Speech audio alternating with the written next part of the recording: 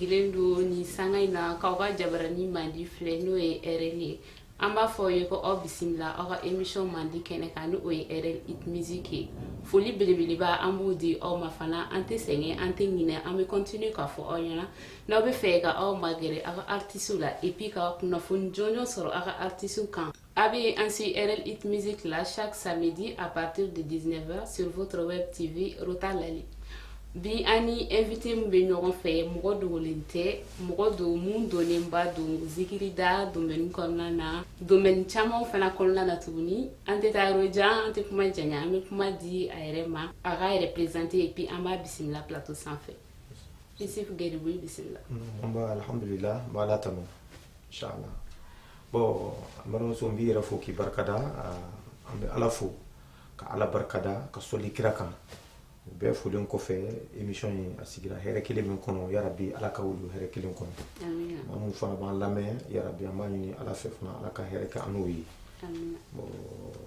ala folen kɔfɛ an bɛ kira fo an sigi kun tɛ foyi ye kanubɔ ɲɛnɛfin bɔ kanubɔw la ka yira an bɛ baara kura minnu na sisan ani projet kura minnu b'an bolo ka n'o jɛnsɛn diɲɛ ka bɔ o kalama inshallah. Ok, merci beaucoup. Yanga wuli jabi o diyara an ye trop. Donc avant que an ka taa yɔrɔ jan an bɛ jɛ ɲɔgɔn fɛ ka Isuf Geribu ka clip kura lajɛ mun titiri ye an k'an janto Geribu la. Luca Production présente. An ka janto Geribu la, Geribu de wuli dɛmɛ ka kan. An ka janto Geribu la, Geribu de wuli dɛmɛ ka kan. An ka janto Geribu la, Geribu.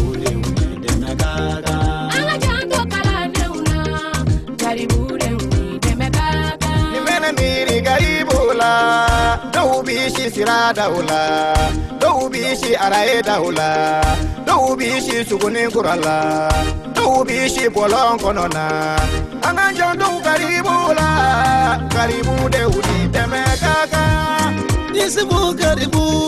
Geribu Isu ye tiɲɛ kuma fɔ dɔw b'i si sira dawla ko sabu kɛ wolobatan ye dɔw b'i si araye dawla ko sabu kɛ wolobatan ye dɔw b'i si suguni kura la. On retourne sur le plateau Isuf Geribu an ye clip lajɛ clip in jara trop. N bɛ se ka t'a la yɛrɛ b'a dɔn Geribu masa kelen ka fɛn kɔni kɛ kɔni o bɛ diya n kɛra Geribu masa de ye sisan n ye Geribu denni ye fɔlɔ mais n kɛra Geribu masa ye clip in a bɛna mɔgɔw bɔ ɲɛnafin na n'Ala sɔnna. D'accord, maintenant Isuf Geribu an bɛ fɛ k'a dɔn an ni an filɛbagaw an bɛ fɛ k'a dɔn jɔn ye Isuf Geribu ye i k'i da don i yɛrɛ la dɔɔni quoi k'i yɛrɛ fɔ filɛbagaw ɲɛna. Fisabilillah Isu Geribu mankan bɔla dɔrɔmɛ kelen man dɔgɔ ba kelen man ca ne ma jigi Geribu la dunuya fɛn bɛɛ faralen masa ala la dunuya ala de an fisaya ni ɲɔgɔn ye ka se kɛ Isufu ye dunuya an baw ti taa se ka yala la dunuya ka se kɛ Isufu ye dunuya Isufu Geribu ye an denw ti taa se ka yala la dunuya ko bɛɛ faralen masa ala la dunuya ala de an fisaya ni ɲɔgɔn ye mɔgɔ ti kɛ karamɔgɔ ye dunuya f'i ka tɛmɛ kalandenya fɛ ni Ala i k'i kɛ waraba ye dunuya f'i ka tɛmɛ Geribuya fɛ ni mɔgɔ ti kɛ alimami ye dunuya f'i ka tɛmɛ kalandenya fɛ ni Ala de y'an fisaya ni ɲɔgɔn ye Zugurumati Zufati. Bon ne ye Isuf Traoré di Geribu. Isuf Traoré di Geribu. An bɛ don min na i ko bi i sigilen bɛ yɔrɔ jumɛn? Bon n bɛ commune kɔnɔ Jelibugu Dumazana. D'accord. Radio Kayira gɛrɛfɛ inshallah. Ok, au fait Isuf Traoré e ye siya jumɛn? Bon ne ye bamanan de ye. I ye maliyɛn fana ye? Ne ye maliyɛn ye 100%. Ok, an bɛ wagati min na i ko bi i bɛ furu la? Oui, n bɛ furu la. Denw bɛ yen? Denw bɛ n bolo. Ok, Isuf Traoré di Geribu. Isuf i bɛ se k'i da don a la ka walawala an filɛbagaw ye Geribuya yɛrɛ ye jumɛn? Bon dakuruɲɛ kelen Geribuya ye fɛn min ye Geribuya ye dɔnni ɲini de ye dɔnni dilili tɛ yala yala tɛ Geribuya ye ka dɔnni ɲini dɔnni tɛ dɔwɛrɛ ye kuranna dɔnni ka yala k'o ɲini karamɔgɔw bolo k'i kalan i yɛrɛ ka kɛ karamɔgɔ ye don dɔ o de ye Geribuya ye. D'accord, maintenant n'i ko Geribuya ye dɔnni ye kalan de don kuranɛ kalan sisan an ɲɛ b'a la Geribu n'i y'a ta k'a lajɛ i bɛ se k'a fɔ ko Geribu tagalen don fo suguya 3 dɔw bɛ olu bɛ jɔ gitɔrɔnda de la warimisɛnnin ɲini na dɔw fana bɛ yen olu ye geribu faama yɛrɛ yɛrɛ de olu tɛ su kelen yɛrɛ kɛ Mali la olu bɛ voyage ka taa Dubaï ni fɛnw na voilà dɔw fana bɛ yen nɔ olu bɛ karamɔgɔ senkɔrɔ olu tɛ taa yɔrɔ si la olu bɛ barika ɲini dɔɔnin na dɔw fana bɛ yen olu bɛ zikiri da ni fɛnw kɛ n'a fɔ yɛrɛ bɛ ka kɛ cogoya min na donc i bɛ se k'i da dɔ la k'a walawala geribu ninnu différence jumɛn b'u ni ɲɔgɔn cɛ. d'accord ne baw fana diyara n ye kosɛbɛ ko ni ku bonyana bolofaraw bɛ caya de geribuya ye kelen de ye geribuya fila t'a la fiyewu kelen de don an fɛn fɛn filɛ yan an sigilen filɛ yan exemple fitinin dɔrɔn e ma kɛnɛ in sɔrɔ fiyewu fo i ka répétition kalandenya dɔ kɛ fɔlɔ ka formation dɔ k'a la fɔlɔ ka sɔrɔ k'i sigi mɔgɔ b'i lamɛn e ye geribu de ye o la bɛɛ de bɛ tɛmɛ geribuya fɛ maa cogoyaw de tɛ kelen ye mais kuranna mɔgɔ min bɛ kuranna kalan i bɛ taa sigi i bɛ kuranna dɔnni ɲini pour que ka mɔgɔw waju ala ka sira kan a bɛ fɔ o ma garibu n'o tɛ tɔgɔ wɛrɛ b'a la o tɔgɔ wɛrɛ b'a la o ni ne ye ekɔliden sisan n bɛ taa kalan n bɛ taa ekɔliso la a bɛ fɔ ko n ye élève de ye o ye geribuya de ye mais a fɔcogo de tɛ kelen ye caméraman filɛ nin ye a bɛ k'an filmer sisan a tɛmɛna apprentillage de fɛ a tun bɛ filiw de cɛ fɔlɔ a karamɔgɔ nɔfɛ mais sisan a yɛrɛ kɛra karamɔgɔ ye sisan a yɛrɛ bɛ mɔgɔ filmer o de kama n tɛ geribuya kelen de don ka dɔnni ɲini karamɔgɔ fɛ ka barika ɲini a k'i kalan don dɔ i yɛrɛ kɛ karamɔgɔ ye ka mɔgɔw kalan kuranna na o de ye geribuya ye. a bɛ fɔ o de ma geribu. voilà. d'accord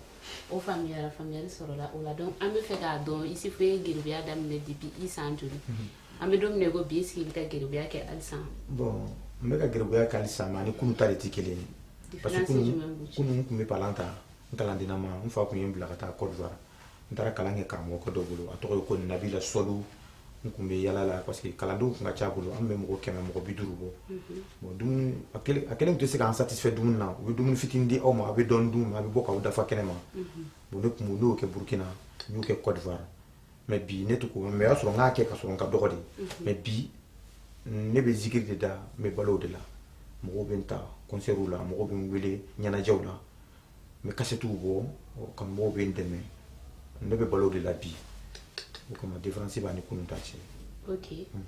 maintenant i ko i ye kasetu bɔ i bɛ concertw kɛ an bɛ wagati min ko sisan album b'i bolo. album bɛ n bolo album 2 bɛ n bolo. d'accord ni wagati in na sisan nɔ programme jumɛn bɛ i bolo yali concert dɔ programmelen b'i bolo ou bien n'a sɔrɔ activité wɛrɛ min b'i bolo i bɛ se k'i da don o la.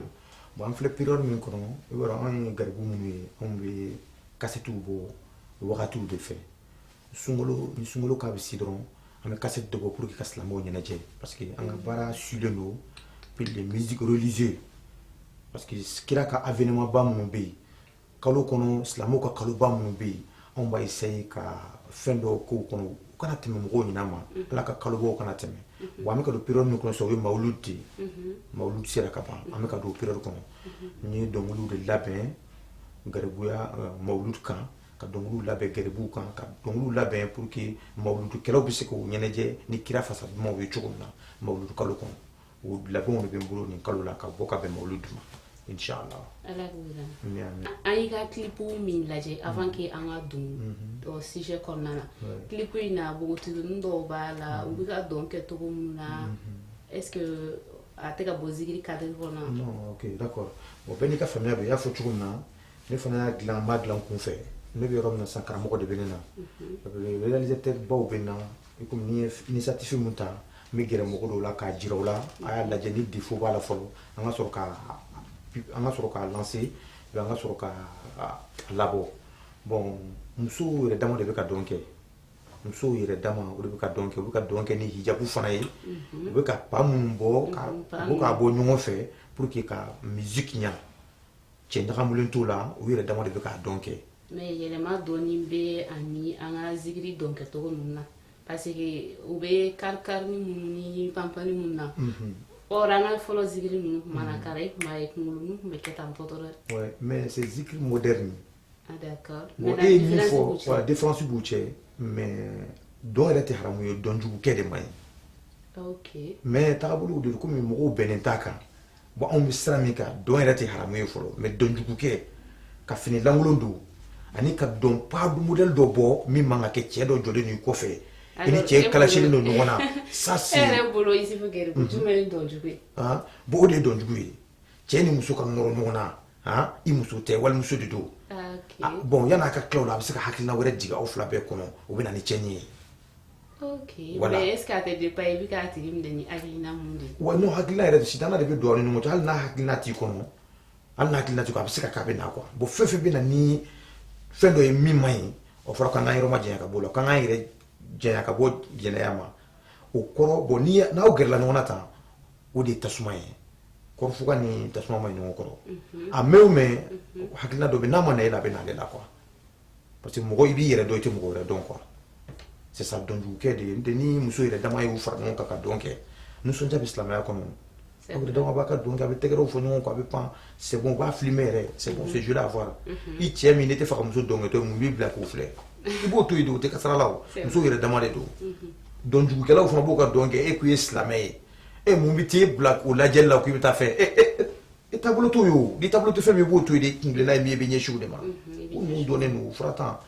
I bɛ fili ka t'i don dɔ ka milieu kɔnɔ ka sɔrɔ I man ka don yen dɔrɔn de inchallah d'accord ok Isufu Garibu I ka nin réponse bɛ taga ni an ye an ka rubrique news kɔnɔna na ni o de ye an filɛbagaw ka u kunnafoniya artistes ka vie quotidienne kan mun ni mun bɛ kɛ u ka vie kɔnɔna na par journée même tout de suite ni fɛn fɛn kɛra dɔrɔn olu bɛɛ de bɛ lase rubrique news kɔnɔna na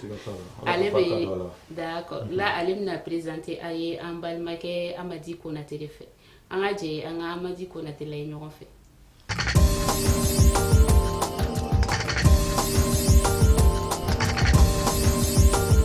Bonjour fidèles téléspectateurs, bienvenue dans votre rubrique news de RL Hit Music. C'est le moment de tout savoir sur le quotidien de vos artistes. Nous commençons d'abord par présenter nos condoléances à l'artiste malien Ibawan suite au décès de sa chère maman, Alaga Hinala Kadaros Maya. C'est à cette occasion que l'on a vu défiler plusieurs personnalités de la musique malienne, telles que Gaspi, Keji. La grosse surprise a été la présence de Sidiki Diabaté auprès du Gladia dans ces moments difficiles. Est-ce un début de réconciliation entre les deux artistes? Nous l'espérons vraiment. Pour rappel, les deux artistes ne s'entendaient pas depuis un long moment. Passons maintenant au torchon brûlant. Avec cette garde à vue de l'artiste chanteur Feza, pensionnaire du label Jagelia Music. Elle avait été interpellée par le parquet de la commune 4 du district de Bamako pour avoir tenu des propos insolites dans sa chanson intitulée Wadada. L'artiste chante, je cite, Non. Cette histoire de Feza a fait sortir plusieurs artistes et vidéastes de leur gond pour soutenir la liberté d'expression. C'était tout pour la rubrique news de RL Hit Music. Ciao, ciao.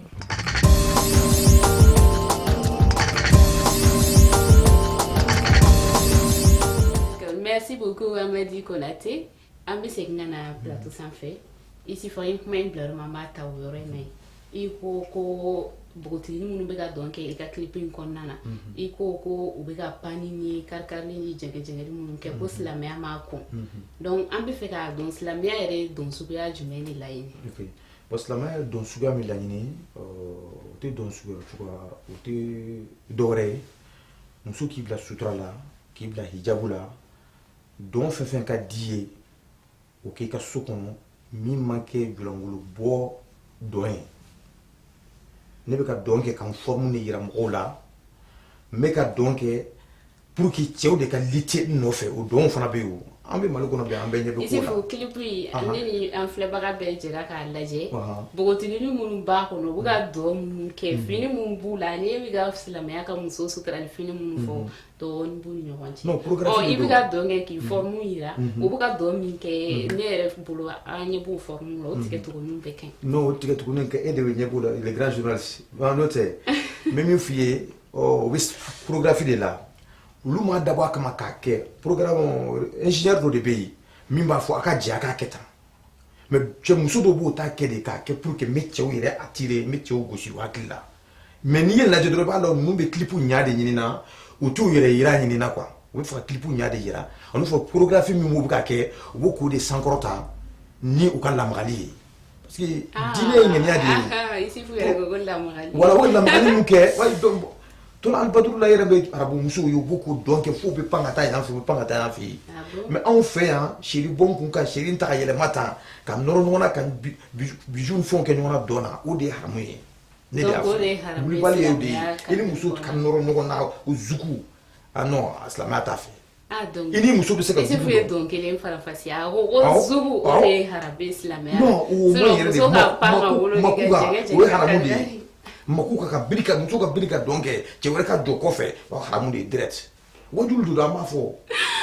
d'accord i bɛ se k'a fɔ an filɛbagaw ɲɛna k'i fitinin nama ma makuga dɔn ne fitinin nama bon yɔrɔ i b'a dɔn temps passé bɛ yen mɔgɔw bɛ don ko dɔw la i bɛ bɔ o la i bɛ na silamɛya kɔnɔ jogo dafalen bɛ k'i la bon bi alhamdulilayi an ye Hayidara ka kalandenw ye an kɔni bɔra a la an tun bɛ fɛn fɛn kɛ denmisɛn a bɛ se ka kɛ ne bɛ ko dɔ kɛ ka sɔrɔ n t'a dɔn mais a bɛ se ka e ye min fɔ sisan ne hakili t'a la k'a fɔ ko ne y'a kɛ mais ni n ko n ma kɛ i b'a sɔrɔ n hakili tɛmɛna kan n lamɔna cogo dɔ la n bɔra kadira dɔ kɔnɔ ka na kadira dɔ kɔnɔ mɔgɔ dɔw ye cogo dɔ la a bɛ se ka kɛ ne yɛrɛ hakili t'a la mais bi kɔni anw bɔra a la anw t'a kɛ bi n bɛ kuma ni bi ye quoi n ka cɛ a tɛ nɔgɔya dɛ fɛn question fɛn fɛn ka di i ye n ye ɲininka n b'i jaabi problème pose t'a la Isufu i ko i bɛ Hayidara kɔ nin wagati in na siga t'a la kuma misɛnmisɛnnin caman bɛ o ko in na n bɛ Hayidara kɔ nin wagati in na an b'a ye zikiridala dɔw b'a fɔ ko olu bɛ Hayidara kɔ ko depuis u wolo ka se fo bi ma k'u ma jɛnɛya kɛ u ma tɛmɛ sira fɛ u t'a kalama a donc maintenant an bɛ fɛ k'a dɔn yali ni Hayidara ka élément minnu b'a fɔ n bɛ Hayidara kɔ n bɛ Hayidara kɔ olu bɛɛ ye kumakan de ye nin wa ou bien ale kelen kumakan est ce que Isufu e fana a kumakan ye nin kelen d'accord bon ni mɔgɔ i bɛ kuma n'i yɛrɛ ka danaya de ye ni hakili b'i yɛrɛ la depuis i wolola don min na parce que mɔgɔ i ma ko dɔn i bɛ se ka ko dɔ kɛ o a bɛ se ka ko dɔ kɛ k'i sɔrɔ i ma ko dɔn i bɛ ko dɔ kɛ i bɛ bɔ o dimani kɔnɔ i bɛ na domaine wɛrɛ kɔnɔ i bɛ balikuya ka don silamɛya yɛrɛ bɛ wajibiya fɛn mun ɲini i fɛ i balikuyalen i bɛ sɔrɔ ka bɔ kow kalama e m'a ye kuma dɔw fo ka na denmisɛnnin bugɔ a y'a bagabaga a ka seli a y'a bagabaga mɔgɔ bɛ gradi sɔrɔ k'a sɔrɔ i ma balikuya ka don silamɛya kɔnɔ i bɛ ko dɔw kɛ ka sɔrɔ i yɛrɛ hali n'i ye juruna ko k'a tɛ sɛbɛn parce que i ma balikuya mais i balikuyalen don ka don silamɛya kɔnɔ ka dɔ sɔrɔ a sera baliku ye muso kan ka d'a ma sisan a yɛrɛ bɔra ko kalama n'i ye fɛn fɛn ko kɔnɔ silamɛya b'a jira hali n'i ye jurumu kelen kɛ a bɛ sɛbɛn jurumu ta bon ni hakili b'o bɛɛ la k'a fɔ n ma deli k'a kɛ pourquoi i t'a fɔ donc Isufu fana ko a ma deli ka kɛ quoi non bon ne bɛ yɔrɔ min na ne m'a fɔ n ma deli ka kɛ mais ne tɛ jɛn n'a kɛla ye Isufu kuma ma jaabi ne tɛ jɛn n'a kɛla ye fɛn fɛn bɛ fɛ n k'a fɛ i b'a jaabi awɔ problème foyi t'a la ni ma jaabi ka ɲɛ Isufu i y'a kɛ wa i ma kɛ ne m'a kɛ n delila ka jɛn n'a kɛ n ma deli k'a kɛ mɔgɔ tɛ kuma ka dama tɛmɛ n'o ne hakili t'a la ka fɔ ne ye jɛn n'a kɛ ne hakili t'a la o b'a jira ko n ma deli k'a kɛ de jaabi ɲɛna oui donc Isufu ma deli k'a kɛ ne hakili t'a la n ma deli k'a kɛ an y'a faamuya Isufu e ye donna Hayidara tɔn na depuis wagati jumɛn bon ne ye baya kɛ a mɛnna dɔɔni mais ka baya yɛrɛ kɛ Hayidara yɛrɛ bolo sisan o tɛ tɛmɛ kalo 4 kalo 5 kan kalo 4 kalo 5 ka baya kɛ Hayidara yɛrɛ bolo parce que i bɛ se ka baya kɛ ka sɔrɔ i ma baya kɛ Shekuba yɛrɛ bolo parce que n'i m'a yɛrɛ lasɔrɔ k'a kɛ mais a bɛ se ka kɛ n'i y'a yɛrɛ lasɔrɔ i b'a kurakuraya n'o tɛ n'i ye fa baya kɛ ne mɔgɔ dɔ bɛ yen élément dɔ bɛ yen a ye baya kɛ ka tɛmɛ muso dɔ y'a kɛ cɛ dɔ y'a kɛ i bɛ gɛrɛ o la u b'a lajɛ yɔrɔ d'i ma o kɔrɔ de ye ale ka kɛ seere ye dɔrɔn k'i y'a kɛ n'o tɛ i yɛrɛ n'i y'a kɛ ni i yɛrɛ kun na baya b'i ni Ala cɛ o mais anw b'a ɲini de dɔrɔn tɔn b'a ɲini fana i ka seere dɔ ɲini i yɛrɛ la diɲɛ na seere ka ɲi diɲɛ ko bɛɛ la inshallah Isufu an bɛ zikiridala caman ye u bɛ bɔ télé ni fɛnw na u b'a fɔ k'u bɛ Hayidara tɔn na télé dɔrɔn tɛ u bɛ wuli u bɛ taa dɛmɛ ni fɛnw ɲini yɔrɔ la k'a fɔ k'u bɛ Hayidara tɔn na kuma jumɛn b'i bolo o la d'accord mɔgɔ mɔgɔ n'i ye nkalon tigɛ k'a fɔ i bɛ Hayidara tɔn na ka sɔrɔ i t'a la lahara kiti b'a la diɲɛ fana na Ala b'i haraki parce que sirikɛ in a y'a kɔnɔna diya bɛɛ ye alors mais mun de b'a yira mɔgɔw la k'a fɔ ko alors ni karisa in de bɛ Hayidara tɔn na yɛrɛ yɛrɛ nin t'a la yɛrɛ yɛrɛ différence jumɛn bɛ mun b'a yira mɔgɔw la bon a bɛ dɔn ni jogo de ye ani baya layidu wɔɔrɔ quoi i ye layidu wɔɔrɔ min ta ne m'a fɔ n ko n ye baya kɛ yan bon tout le temps dɔrɔn n sigiyɔrɔ 10 sigiko 10 dɔrɔn n b'a yira de n ye baya kɛla de ye i b'a dɔn jogo fɛ i b'a yira cogo di i b'a dɔn jogo fɛ ni ne n'i jɛra i b'a dɔn k'a fɔ tiɲɛ yɛrɛ nin tɛ don gasi la quoi a jan bɛ diinɛ b'a bolo quoi i bɛ sin k'a dɔn dɔrɔn ko diinɛ bɛ karisa bolo parce que mi fɛn fɛn man di ye n t'a ɲini k'i sɛgɛrɛ quoi sigi la bon i yɛrɛ ka jateminɛ bɛna dɔn n'i ye ɲininka fana n b'a f'i ye bon a ka ca Ala fɛ i bɛ n bɛ ka Hayidara ka wajuliw lamɛn ou bien i bɛ n y'a ka mawulu kɛyɔrɔ la ou bien i bɛ a ka kuma sɔrɔ n da kuma bɛɛ ou bien i b'a ka fini sɔrɔ n na olu taamasiyɛnw bɛɛ b'a jira k'a fɔ k'i ye baya kalanden dɔ ye alors o taamasiyɛn fanga ka dɔgɔ kojugu parce que ne bɛ se ka wuli bi dɔrɔn ka Hayidara ka fini don k'a fɔ mɔgɔw ye n ye baya kɛ mais ça aidera ko mala metan or objectif yɛrɛ la aidera yɛrɛ ta kɔnɔ mais fɛn ɲini dɔrɔn de la donc aidera mun ye aidera ka élément o ye baya kɛ a b'a ka diinɛ la aw bɛna précaution jumɛn ta o ko in na parce que kuma daminɛ n y'a fɔ i ye n ko jogo ani i ka karamɔgɔ a k'i cogo diinɛ b'i bolo cogo min na ani jogo n k'a bɛ dɔn o fɛ mais n tila ka fansi wɛrɛ de di a ka waju lamɛn u b'a fɔ nin ka Haidara ko ka bon dɛ ko nin Haidara fɛn i b'a dɔn olu fɛ mais a bɛ dɔn jogo yɛrɛ de la k'a fɔ ko nin ye bayakɛla ye bon an bɛ précaution min ta ni i ye suruku ba gurubiri suruku kan k'i bɛna fɛɛrɛ k'i bɛna ala ka diinɛ mɔgɔw mako sa i bɛ ka Haidara tɔgɔ tiɲɛ a tɛ mɛn mɔgɔ dɔw y'a kɔrɔbɔ ka tɛmɛ a labanna cogo min olu y'a ye n'i tɛ tɔnden ɲuman yɛrɛ ye a ma kan Haidara kɔni b'a ka ca banna si u ka ca ni tɔnden yɛrɛ o mais Haidara fɛn min tɛ tɔn na u ka ca banna si u b'a Haidara lamɛn a ka ko ka d'u ye u bɛ baara kɛ n'a kumakanw ye a b'u nafa k'a sɔrɔ u tɛ tɔn kɔnɔ tɔn n'a diyara i ye de bɛ don n'i m'a don fana basi t'i la Haidara kanu k'i yɛrɛ lafiya ka diɲɛ sɔrɔ ka lahara sɔrɔ ka sɔrɔ i ma don tɔn na o bɛ se ka kɛ o u bɛ yen alors ɲininkali dɔ bɛ yen je sais pas n'a sɔrɔ i bɛ se k'a jaabi ka ɲɛ mais quand même b'a poser la k'a lajɛ espérons k'i bɛ se k'a jaabi Haidara minnu bɛ Haidara kɔ caman kumakan de ye ko baya de ye silamɛya ye baya donkan ye silamɛya donkan ye baya ye voilà donc est ce que e yɛrɛ ka faamuyali o cogo kelen fana yan ouais bon ne dalen ninnu karamɔgɔ la parce que ko bɛɛ ye danaya de ye donc kuma in ye Haidara ka kumakan de ayi non a bɛ kuranɛ de kɔnɔ donc a bɛ kuranɛ de kɔnɔ ko silamɛya donkan ye baya ye voilà a kuma fɔ mɔgɔw ye ko parce que a bɛ kuranɛ kɔnɔ mais karamɔgɔw ma appliquer k'a yira silamɛya donkan de ye baya ye caman tɛmɛn'a kan Haidara de y'a labɔ k'a fɔ silamɛya donkan baya de don baya layidu 6 bon ne fana y'o mɛn a da ne dara la n y'a kɛ d'accord donc faamuyali la sisan nɔ ni mɔgɔ ma baya layidu 6 ta dɔrɔn i tɛ se k'a fɔ k'i ye silamɛ bon karamɔgɔ y'a fɔ cogo min na n'i ma baya layidu 6 ta a ma fɔ i tɛ silamɛ ye dɛ a ko silamɛya donkan y'o de ye voilà don silamɛya mɔgɔ bɛ se ka kɛ mɔgɔ bɛ don silamɛ ka sɔrɔ i ma deli ka seli mɔgɔ bɛ don alijinɛ ka sɔrɔ i ma deli ka seli d'accord mais différence jumɛn b'a la ni donkan de don ni i ma don mun na i t'o la i tɛ se k'i yɛrɛ wele o tɔgɔ la mais ala ka ni yɛrɛ bila ala place la i bɛ ko caman tiɲɛ ala ko k'o fɔ k'ale bɛ yɛlɛmali kɛ diɲɛ ko ko ka di ale ala ye ale ala de b'o kɛ n delila k'a f'i ye silamɛya donkan ye layidu 6 de ye mais ni mɔgɔ dɔw donna alijinɛ na an y'o mɛn ka sɔrɔ u ma ala yɛrɛ tɔgɔ fɔ o da la voilà bon n'o bɛ ko la ka ban n'i dala mun na i b'o minɛ dɔw ko la ilaha illallah de silamɛya donkan ye dɔw ko baya don ne ni e ani karisa mun bɛ k'an lajɛ ni min diyara e ye dɔrɔn e k'o pratiquer o de i hakilina minɛ i dara o de la o de ye ka danaya ye lahara don i bɛ juger n'o fana de ye ne dara baya la ne y'a kɛ k'o de kɛ silamɛya donkan ye e dara la ilaha illallah la e y'o kɛ kɛlɛ t'a la foyi t'a la woyo t'a la d'accord diinɛ ye nin yɛrɛ de ye k'a dayɛlɛ aw ka hakilinaw ta nkalonitigi ni cantigi n'o kumana ala bɛ hakilitigi dɔw di can bɛ nin bolo nin ta ye can ye nin ta ye nkalon ye min diyara i ye b'o ta c'est comme ça d'accord maintenant an bɛ fɛ k'a dɔn i ni artiste tɔw ka collaboration bɛ cogo di zigiridala ou bien artiste genre wɛrɛ ninnu kan wa ne ni artiste bɛɛ ka di bi permiro minnu bɛɛ b'u wele an ka giribukɛ parce que ne ye giribu palan de ta n bɛ giribuw ka hakɛ ɲini ka d'u ma parce que ne yɛrɛ ye giribuya kɛ n ye sɛgɛn ni tɔɔrɔ min ye giribuya la n bɛ giribuw défend ni kumakan ye bon ne sera artiste ba fɛn fɛn ma o bɛɛ ye wari bɔ ka di yan ka tila ka dugawu kɛ ni ni mako b'o la ka daminɛ zigiridala tɛ yen a artiste tɛ yen ko fɛn furukufuruku bɛ ne ni min cɛ ne ko ka di o bɛɛ ye o bɛɛ fana ka di ne ye ok i ko k'i bɛ giribuw défend i bɛ giribuw ka hakɛ ɲini maintenant an bɛ fɛ k'a dɔn i se fɔ e bɛ mun kɛ giribu denmisɛnninw ye minnu bɛ jɔ gitɔrɔn da la misère bɛ ye minnu yɛrɛ ɲɛ kan de e Isufu bɛ ka mun k'u ye bi bon hali sunkalo tɛmɛnen an bɔra ka malo tɔni 1 sunkalo tɛmɛnen bon hali si o projet kelen de b'an bolo mawuludu bɛna se sisan n'an ye dɛmɛ dɔ sɔrɔ an bɛ kalanden karamɔgɔ minnu bɛ yen ni denmisɛnnin ka ca u bolo n'o tɛ se ka hali u bɛ bana karamɔgɔ tɛ se k'u furakɛ kɔngɔ b'o la dumuni b'o la u bɛ bɔ u bɛ taa yala yala u bɛ mɔgɔw ka fɛnw suɲɛ u bɛ fɛnw kɛ karamɔgɔ yɛrɛ se t'a la parce que kalandenw ka ca bolo ale yɛrɛ dɛsɛlen don fɔlɔ a ka denbaya la an b'olu jate minɛ n'an ye karamɔgɔ 5 sɔrɔ minnu ka kalandenw ka ca kojugu n'an ye dɛmɛ min sɔrɔ an b'o wele ka na d'u ma mais an ma deli k'a dɔ kɛ caméra la fɔlɔ an m'a dɔ kɛ foyi la mais an b'a kɛ an ka association yɛrɛ da la ka mɔgɔw wele ka na u bɛ na ta. D'accord, maintenant solution jumɛn fana bɛ Isufu Garibu bolo ka taga mɔgɔw ma mɔgɔ minnu bɛ wuli ka Garibu denmisɛnninw exploiter ka u ta gitɔrɔnda ninnu na k'u exploiter u b'u bila u b'a fɔ ko taa i ka taa yala i ka na nin wari hakɛya ɲini n'i mana nin i kana se yan i tɛ dumuni kɛ tantɔ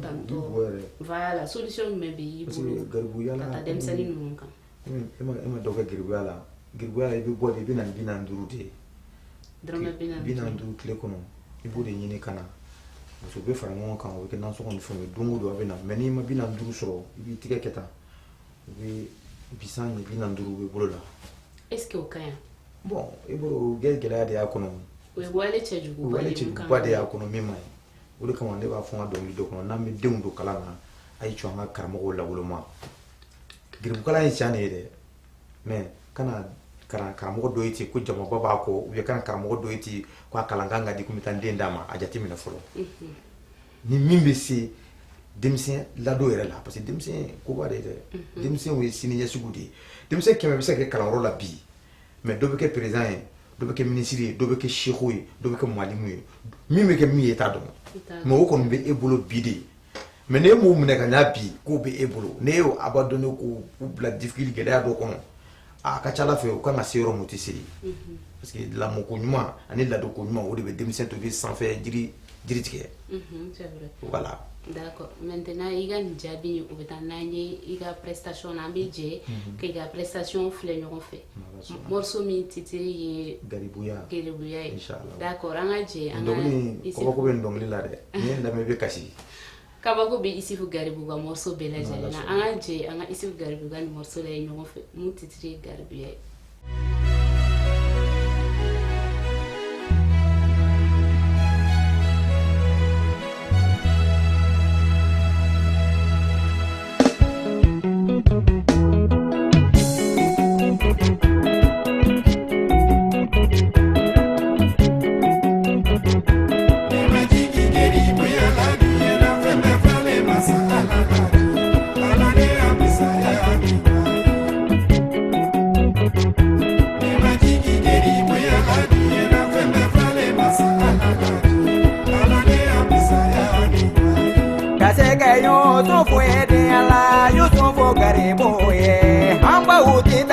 Yalla gede yalla kolu dumme gere bo yalla de yalla kasega yo so fo de yalla yo so fo gare bo ye han fo wuti da klega yalla gede yalla kolu dumme gere bo ya gede yalla de matigi gare bo yalla de yalla ko be fralle masa ala la de yalla ala de an usaya ni nwaye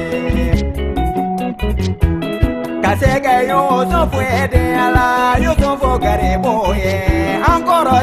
siga yalla la de yalla kolu bita grebo yalla gede yalla kasege yo so fo de yalla yo so fo garebo ye hando go tita klega yalla la de yalla kolu bita yalla jogo gede yalla ne majigi garebo yalla de yalla ko be fralle masa ala la de yalla ala de ya musaya ni nyoaye majigi garebo yalla de yalla fe fralle masa ala la Sela araida la ba manyare araida ula de namba ude besiga yalla gede yalla kolu dumme gere bo yalla de yalla ni sela gidronda ula de yalla ba manyare gidronda ula de yalla ba ude begega yalla la de yalla kolu dumme gere bo ya gede yalla ne majigi gere bo yalla de yalla ko be fralle masa ala la de yalla ala de an usaya ni nyoaye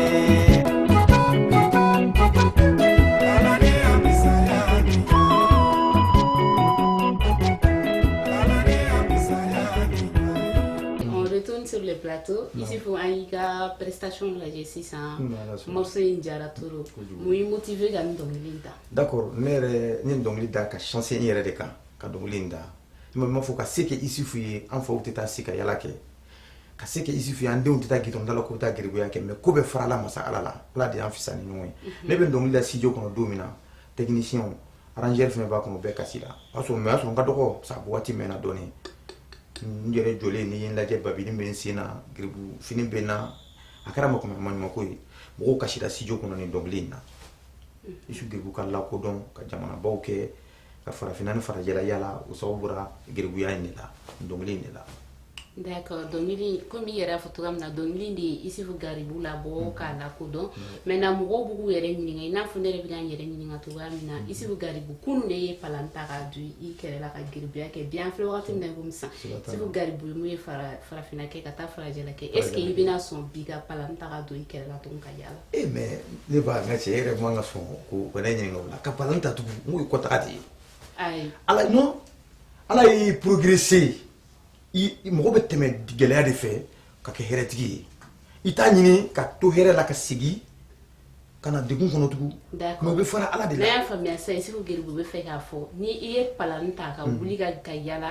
o ye ka segin kɔ. o ye ka segin kɔ tugun ne dɛ. o ye i ka segin kɔ donc o tɛ geribuya ye. Bon o ni geribuya tɛ ɲɔgɔn ka sira tugun o ye gɛlɛya de ye sisan parce que geribuya o ye gɛlɛya o ye sɛgɛ de ye ani fantanya ani bolokolaya y'i sɔrɔ i dɛsɛ bon ala dɛsɛ y'i sɔrɔ n'o tɛ kalandenya na n fitinin n ye palan ta pour que bi n bɛ ka kɛ sini n ka se ka progresser ka taa ɲɛfɛ de ka denmisɛnninw to a la parce que ne ye dɔ kɛ a la n progressera n bɔra a la e ma min zikiri da sisan ko wari di yan. Alors ɲininkali in tun ye mun ye n tun bɛ fɛ k'a dɔn n'a sɔrɔ Isufu Garibu e bɛna geribu denmisɛnninw ye gitɔrɔnda la bi i bɛna maloya n'u ye wali i tɛna i yɛrɛ fusaya n'u ye i ka jaabi m'an pousser k'a miiri k'a fɔ k'i bɛ sɔn ka maloya n'u ye parce que i ko sisan k'e ka geribu palan ta k'i jɔ k'o ye ko ka i ka segin kɔfɛ bon an t'a ɲini i ka palan ta tun denmisɛnninw de bɛ palan ta mais n'an ye palan ye denmisɛnninw bolo an b'a fɔ ninnu ye geribu de bon geribuya taamasiyɛn ye palan ta de an bolo i bɛna fɔ awɔ hali sini ni palan ta nana ne bɛ palan ta parce que n ka baara de y'o ye n dɔnna ni o de ye o ye n ka fierté mais i ma sɔn k'o fɔ donc en un mot i bɛ maloya ni geribuya ye. non n tɛ maloya ni geribuya ye parce que question dira cogo min na parce que ne y'a ye n'i bɔra mun na i tɛ sigi i man ka sigi o la tugun. mais i b'i kun kɔrɔ ta k'o fɔ. non geribuya ne bɛ geribu denmisɛnninw minɛ ko embrasser gidɔrɔndaw la ne bɛ dumuni kɛ ni geribudenw ye kabako dɔ yɛrɛ geribuya la n b'o f'i ye bi ni kɔnɔdimi b'i la a kɛra cɛ ye a kɛra muso ye kɔnɔdimi misɛnnin b'i la geribuden dɔ a ka gɛlɛn quoi to ni sɔ ɲagaminen don ɲɔgɔn na e k'a wele ka gɛrɛ gɛrɛfɛ dɔrɔn ka a lamaga dɔrɔn ka lɔgɔmani dɔ ta k'o bila i kɔnɔ a dun ka go quoi mais n'a sera ka jigin kɔnɔ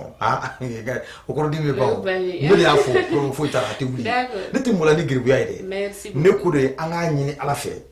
ni ala ka ɲɛtaga di bɛɛ ma i bɛ baara minɛ ka progresser a la i kana sigi gɛlɛya kɔnɔ tugun o de ye n ka question ye nin yɔrɔ la. Ok. Maintenant, an bɛ jɛ ka dugawu kɛ denmisɛnnin minnu bɛ palanta la gitɔrɔnda la ka to ka geribuya kɛ ala ka u dɛmɛ ka u bɔ a la c'est ça non. Donc maintenant non ala k'o kɛ karamɔgɔba ye parce que i bɛ geribuya taabolo don barika ɲini de don diyagoya n'i y'a kɛ ani mɔgɔ min m'a kɛ a tɛ se ka kɛ kelen ye parce que i bɛ kalan de i filɛ ka yala i bɛ sɛgɛn ni tɔɔrɔ min ye ala b'o kɛ barika de ye ka d'i ma hali n'i ye sɛbɛn kuru ka di mɔgɔ dɔ ma a b'i mako ɲa. est-ce que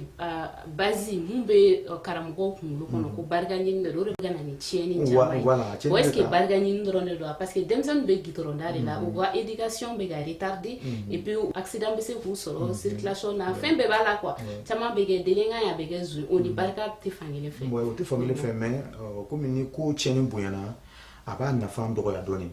a dabɔra barika ɲini de kama ka fɔ karamɔgɔ ni i bɛ kalan de karamɔgɔ bolo bon i bɛ bila ka taa sirada ni fɛn minnu na o ye bamakɔ de ye n'o tɛ n'i bɛ sikaso burusi kɔnɔna na sirada tɛ yen i bɛ don sow kɔnɔ de i bɛ don barama fɛ yen u bɛ malo d'i ma i bɛ don saka fɛ yen mais n'i bɛ bamakɔ ta de u bɛna sirada la parce que jama ka ca siradaw la bon o bɛ se ka kɛ gɛlɛya dɔ ye u t'a yira k'a fɔ ko ka yala ka geribu dumuni ɲini k'a ma ɲi ka dumuni ɲini k'a ma ɲi parce que yan ye duguba kɔnɔna de yan ye capitale de ye siradaw de la mɔgɔw bɛ ɲɔgɔn dɛmɛ mɔgɔw bɛ cɛ ka ca sirada la o de kama yan ta ye sirada ye n'o tɛ région ninnu na mɔgɔw bɛ don so kɔnɔ de ka dumuniw ɲini ka deliliw kɛ. ok voilà. i ka wele kan lase geribu denmisɛnninw geribu karamɔgɔw ni denmansaw yɛrɛ ma mun bɛ se ka fu siri nin ko in dan na bamakɔ yan komi i yɛrɛ ko bamakɔ tan de tiɲɛnen donc i ka wele kan lase olu. n bɛ dugawu kɛ denfaw ye minnu bɛ taa denw di kalan na n bɛ dugawu kɛ denmansaw ye minnu bɛ taa denw don kalan na ko k'o kalan pour que u ka sini ye u ka kɛ karamɔgɔba ye sini u ka kɛ alimamibaw ye sini a y'aw janto n'a taara den di karamɔgɔ ma a y'a janto a ka kɛnɛya la a y'a janto a ka dumuni na a y'a janto a ka fiyɛrɛ bɔ fini min bɛ don k'i to kalanyɔrɔ la ni dɔɔnin b'i kun a di karamɔgɔ ma ko n den kalan k'a kana taa yala aw ka essayer k'o karamɔgɔ encadrer o cogo la a ka ca ala fɛ dɔ bɛ bɔ yala la ne taara n den di parce que olu bɛ taa di de o tɛ taa dɔrɔn mɛ di ko morikalan don ko madarasa don kalansara t'a la foyi t'a la hali ka tan den filɛ fini ni fɛnw bɔ san ka d'a ma a ka balo cogo ou bien a si cogo olu ka sarata la an ye vraiment bila ka taa kalanyɔrɔ la a banna n'u basi muguni dɔw ci a tigi ma nɔnɔ mugu sɔngɔn dɔw ci o ma kuma o ye waatinin ko de ye n'o banna a banna mais ne tiri den di karamɔgɔ ma i bɛ malobɔrɔ i ta o ta i bɛ taa malobɔrɔ kelen di karamɔgɔ ma 5000 b'i kun i b'o d'a kan ayiwa i janto burama la a kan ani kalanden tɔw ka dumuni ko e den tɛ taa yala o i bɛ na ni fini min ye a ye cogonin bɛ ɲa kalandenw cɛla parce que i b'a sɔrɔ kuma bɛɛ mɔgɔ min somɔgɔ bɛ taa bɔ i la garibu kalan na e de ye cogo ka ɲi ka tɛmɛ tɔw kan mɔgɔ min bɛ t'o denw fili o tɛ taa bɔ a la. Ok, ese fo garibu o jaabi ɲɛna. Inshallah. Alors an ka bi émission sera a kuncɛyɔrɔ kan an b'a fɔ aw ɲɛna ko aw merci beaucoup aw sigira kan an filɛ fo ka taa se a banyɔrɔ la aw kan bɛɛ a ɲɔgɔnna wɛrɛ kan bye bye.